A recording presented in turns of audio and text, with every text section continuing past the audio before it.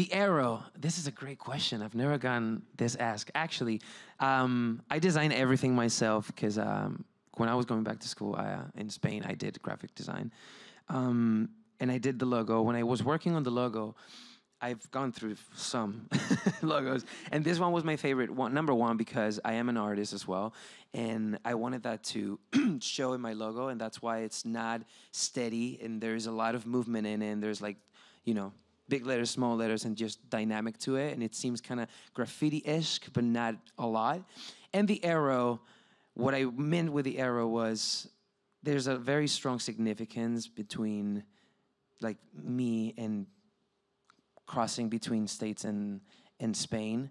And that's what I wanted to picture with it. I know it's kind of crazy, but it is true because my entire career happened here in the States, but my roots are in Spain. So it's a constant jump from one to other. And it's really important for me to stay grounded in both places.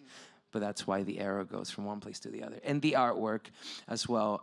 I had showed a photo shoot with Casey Curry, which is an incredible photographer. And we had a bunch of different looks, and this one is the one that stood out because the elevated concept for the EP, what it means is that every song in the EP, let me back up a little bit.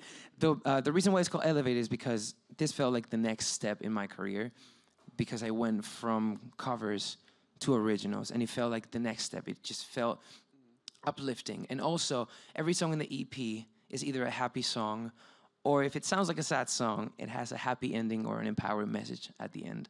And that's the reason why it's called Elevated, number one. And the picture is because I am sort of in a dark place, but in a way, I'm still illuminated by these lights, and the haze just kind of makes it very dramatic. And that's why it's kind of like, feels like coming out of a dark place into a more positive scenario, so.